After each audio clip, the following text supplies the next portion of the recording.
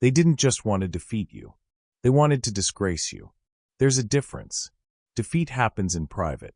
Disgrace requires an audience. That's why they gathered people. That's why the rumors spread so quickly. That's why the stories became more dramatic every time they were repeated. The objective was never simply to damage your reputation. The objective was to create a psychological prison so powerful that you would eventually start policing yourself.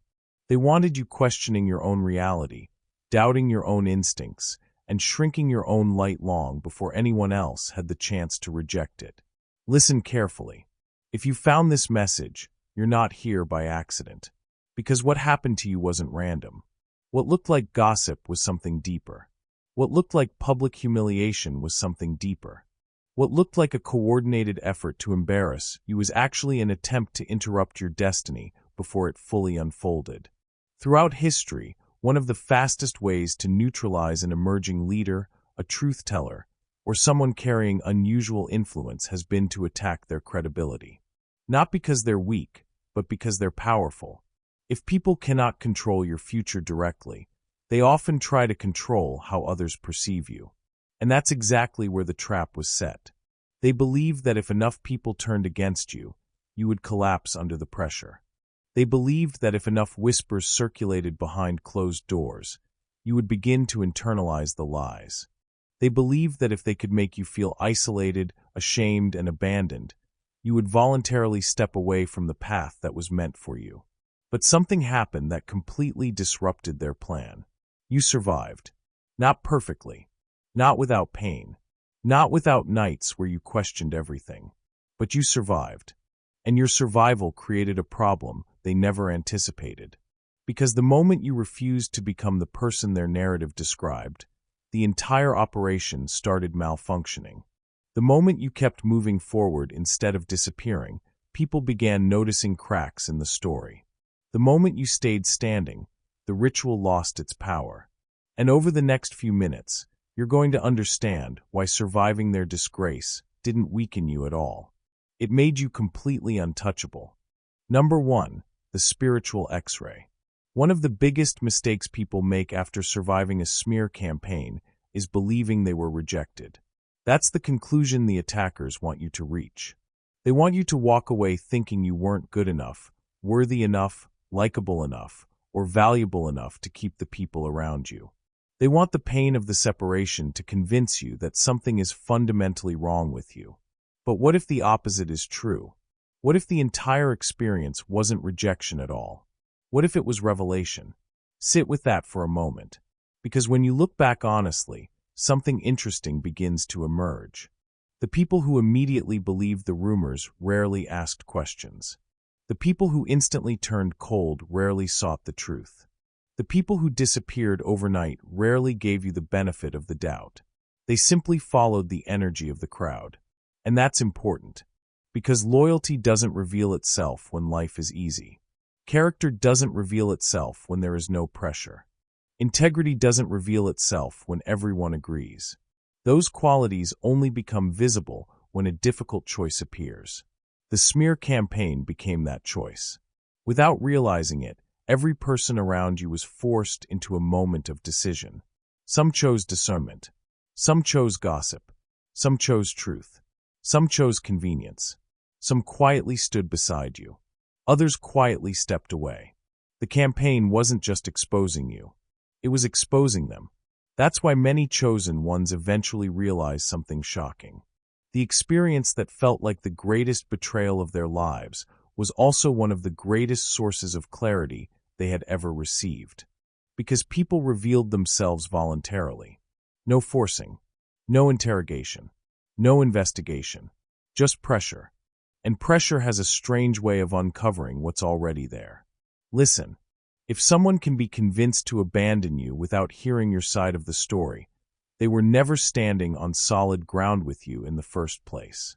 If someone can celebrate your downfall based on rumors, they were carrying hidden resentment long before the rumors appeared. If someone can participate in your humiliation to gain acceptance from a group, they were always more loyal to the crowd than to the truth. The smear campaign didn't create those qualities. It revealed them. That's why looking back often feels like viewing your entire life through a spiritual X-ray machine. Suddenly you can see structures that were invisible before. You can see which relationships were built on authenticity and which were built on convenience. You can see who valued your presence and who merely valued your usefulness. You can see who genuinely cared and who simply enjoyed being associated with you when things were easy. And although that realization hurts, it also creates freedom. Because one of the greatest dangers in life isn't losing the wrong people. It's carrying them into the next chapter. Imagine arriving at a higher level of purpose while surrounded by people who secretly doubt you. Imagine entering a season of abundance while surrounded by people who quietly celebrate your setbacks. Imagine stepping into your calling while dragging relationships that only function when you're struggling. That isn't a blessing. That's a burden. And sometimes the universe removes burdens through exposure. Not comfort. Exposure. That's why what happened had to happen the way it did. The separation felt brutal because it was sudden. It felt unfair because you didn't get to explain yourself. It felt lonely because people you trusted revealed sides of themselves you never expected to see. But in hindsight, many chosen ones discover that the people who walked away during the storm would have become far greater obstacles if they had remained. The truth is that the smear campaign acted like a filter. A painful filter. A humiliating filter. A heartbreaking filter. But a filter nonetheless. It identified who was aligned with your future and who was attached only to a temporary version of your life. It showed you who could withstand confusion without abandoning their principles and who would immediately surrender their integrity for social approval. And now, looking back, you can see what they couldn't. What felt like rejection was actually redirection. What felt like abandonment was actually protection. What felt like loss was actually preparation. Because the people who could not survive the truth about you were never meant to accompany you into the next level of your journey. Number 2, the paralysis trap. Here's what most people never understood about the attack. The goal was never simply to embarrass you. It wasn't even primarily about ruining your reputation. The real objective was far more strategic. They wanted to create enough confusion, enough shame, and enough self-doubt that you would eventually abandon your own path without them having to stop you directly. In other words, they weren't trying to destroy you physically. They were trying to paralyze you spiritually. Think about what happens when a person begins questioning their own reality. They stop trusting their instincts. They become hesitant where they were once confident. They start seeking permission for decisions they used to make naturally. That's why public humiliation can be such a powerful tool in the hands of manipulative people. If they can make you believe that everyone sees you negatively, they don't need to control your actions anymore. You'll begin controlling yourself. You'll silence your own voice, reject your own opportunities, and shrink your own potential long before anyone else has a chance to challenge it. For a period of time, you may have felt exactly that pressure. You replayed conversations in your mind. You analyzed situations repeatedly. You wondered how so many people could believe things that weren't true. Some nights were spent searching for answers that never came. Some mornings felt heavier than others because the weight of misunderstanding can be exhausting. That's the stage where many people lose themselves. They become so focused on defending their reputation that they forget to protect their purpose. But something happened that completely disrupted the plan. Instead of allowing the pressure to define you, the pressure started educating you. The isolation sharpened your awareness. The betrayal exposed patterns you had never noticed before. The confusion forced you to rely less on external validation and more on your own discernment. Little by little, you began recognizing that many of the people speaking the loudest about truth were never interested in truth at all. They were interested in maintaining a narrative. Once you saw that distinction, the entire situation started looking different. That's the moment the paralysis trap began failing. Because manipulation depends on unconscious participation. It depends on the target believing the story. The second you start questioning the story, the system loses power. The second you stop measuring yourself through the opinions of people committed to misunderstanding you, their influence begins to weaken. What was designed to make you smaller starts making you stronger instead. Looking back now, that's probably what unsettles them the most. They expected the shame to silence you. They expected the confusion to weaken you. They expected the isolation to break your confidence. Instead, every attempt to limit you became another lesson in self-trust. Every attack forced you to become more discerning. Every disappointment taught you how to rely on something deeper than public approval. And that's why the trap ultimately failed. It was built for a version of you that no longer exists.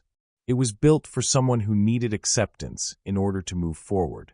It was built for someone who would surrender their identity under pressure. But the person who emerged from that experience learned something far more valuable than approval. They learned how to trust themselves, even when the crowd didn't. Number 3, the system unmasked. One of the greatest misconceptions about smear campaigns is that they're usually created by a single person. In reality, most of them survive because an entire network participates, whether consciously or unconsciously. Some spread the story. Some amplify it. Some remain silent when they know it's wrong. Some privately doubt it, but publicly support it. Others simply follow the crowd because belonging feels safer than standing alone. That's why what happened to you was never just about one individual. It was about a system. And here's the fascinating part. The system only works when the target reacts exactly as expected. They expected outrage. They expected public arguments.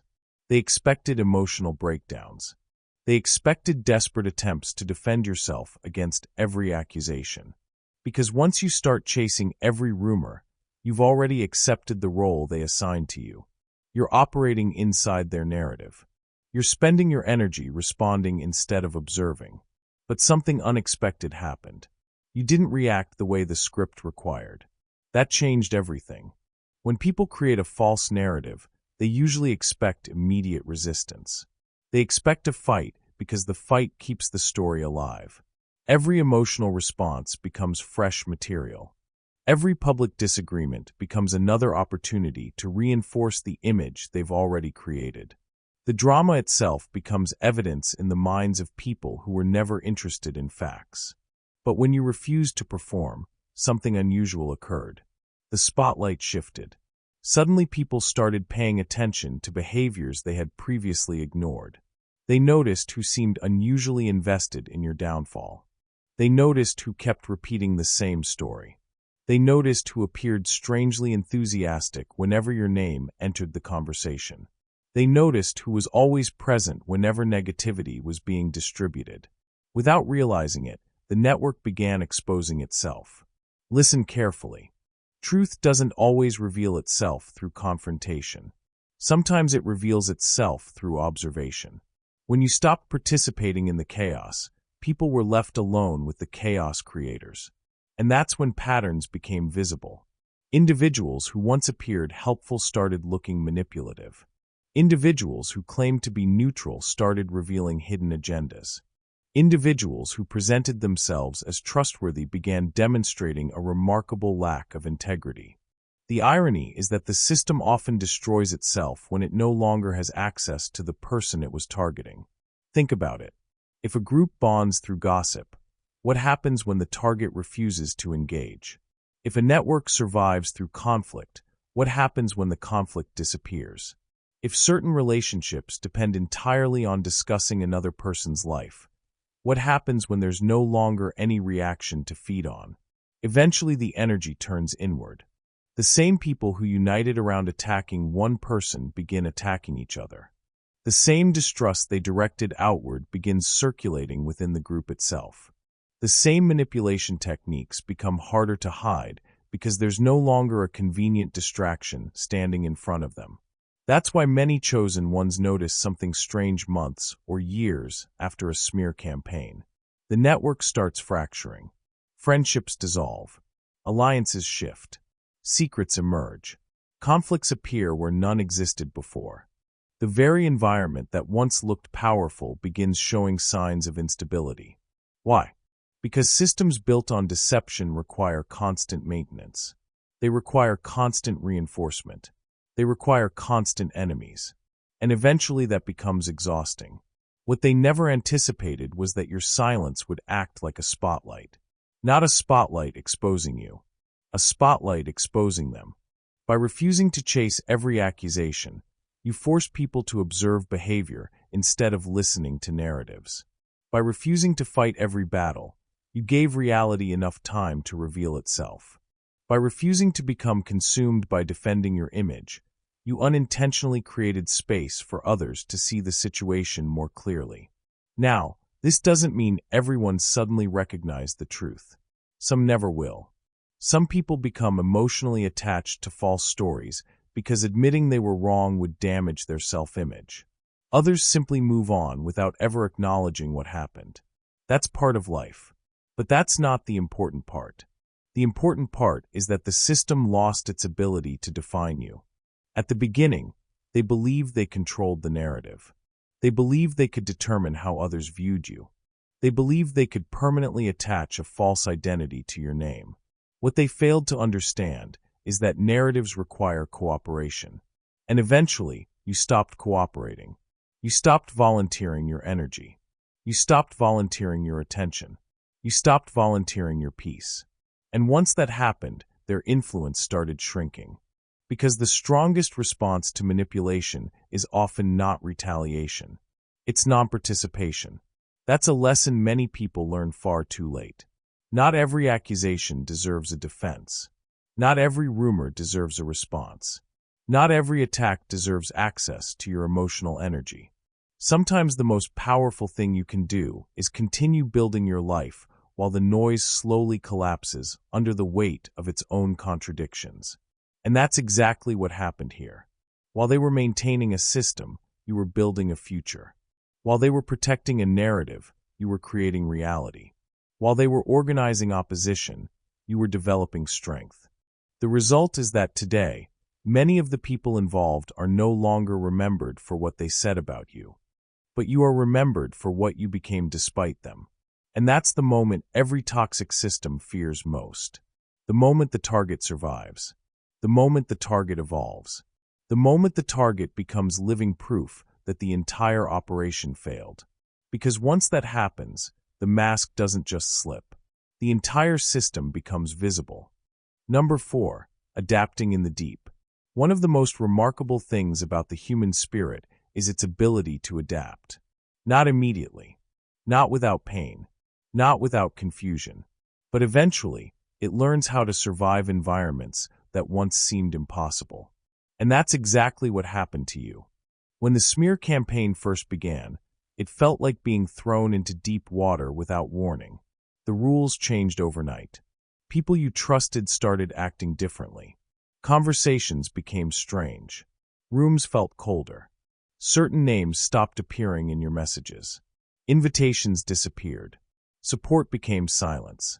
It was disorienting because the attack wasn't always direct.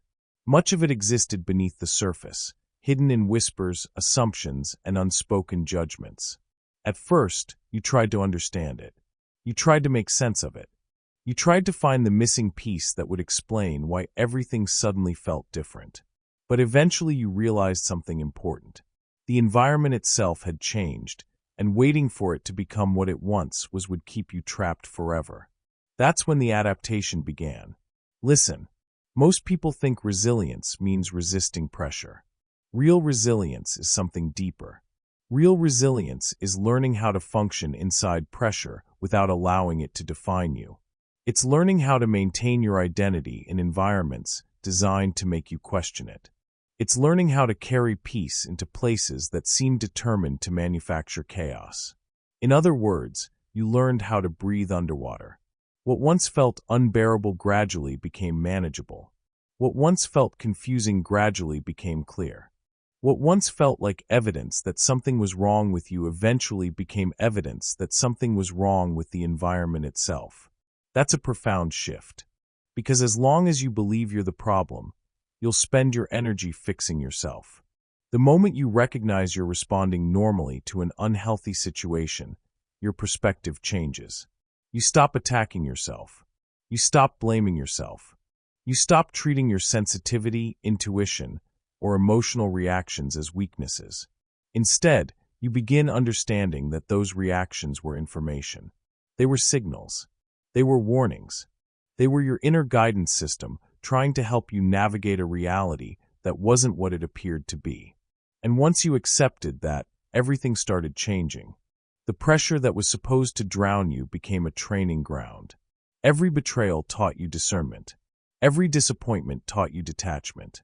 Every misunderstanding taught you the difference between being liked and being aligned.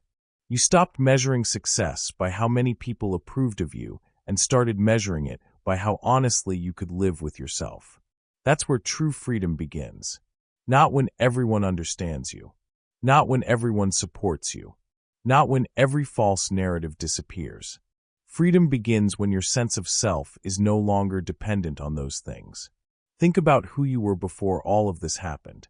You probably gave people more access than they deserved. You probably explained yourself too often. You probably assumed that honesty would automatically be met with honesty. You probably believed that if people truly knew your heart, they would treat you fairly. Experience taught you otherwise.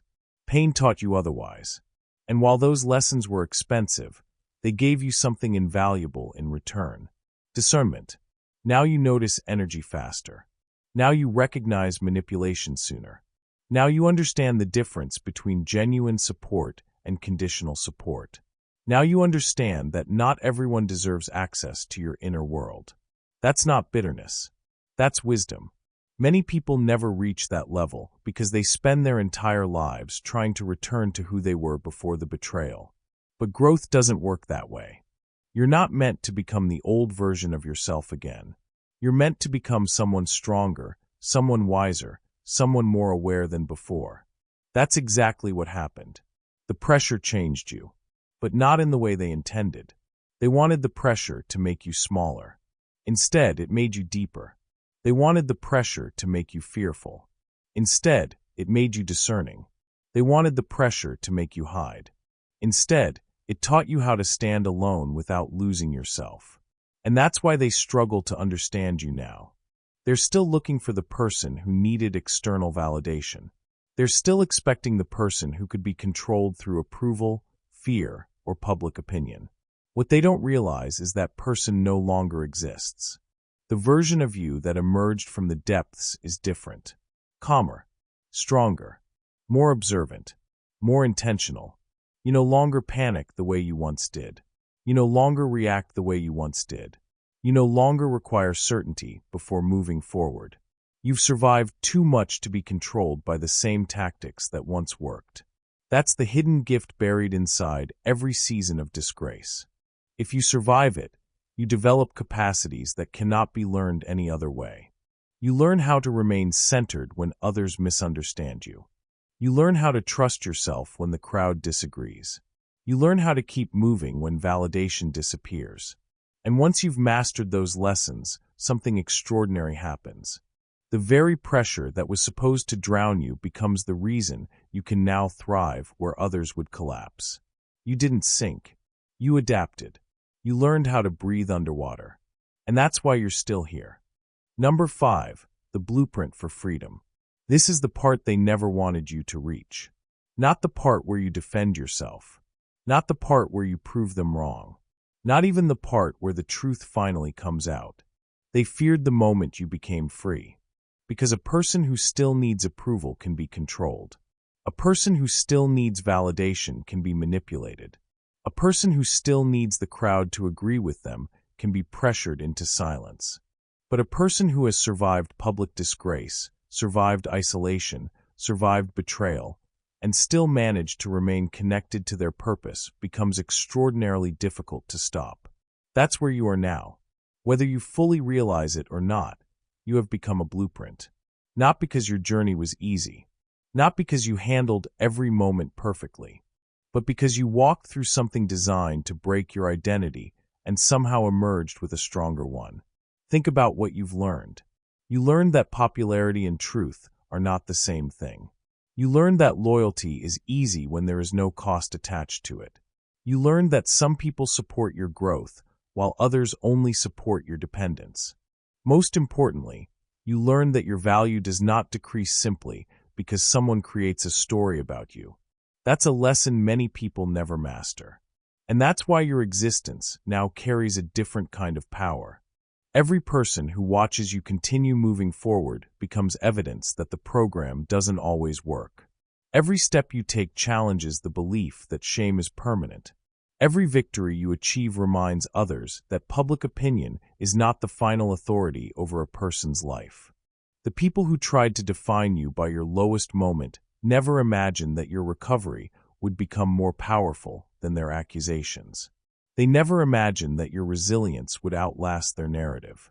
They never imagined that the same experience meant to disqualify you would become the very thing that qualified you to help others navigate similar storms. That's how transformation works. The wound becomes wisdom. The trial becomes testimony. The survival becomes a roadmap. And now, whether they like it or not, you represent something dangerous to every system built on fear and manipulation. You represent proof. Proof that a person can be isolated and still rise. Proof that a person can be slandered and still succeed. Proof that a person can lose an audience and still find their purpose.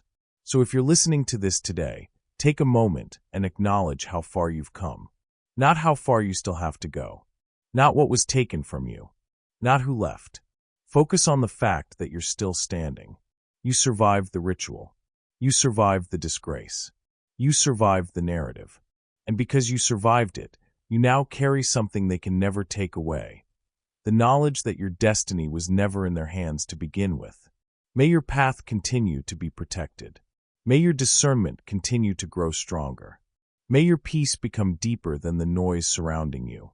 And may every setback you've endured continue transforming into wisdom, strength, and purpose. If this message resonated with your journey, be sure to subscribe, share this video with someone who needs to hear it, and leave a comment below with the word untouchable. If you're choosing to move forward without fear, without shame, and without asking permission from people who never understood your path. Because the truth is simple. They tried to make you a warning. Instead, you became an example.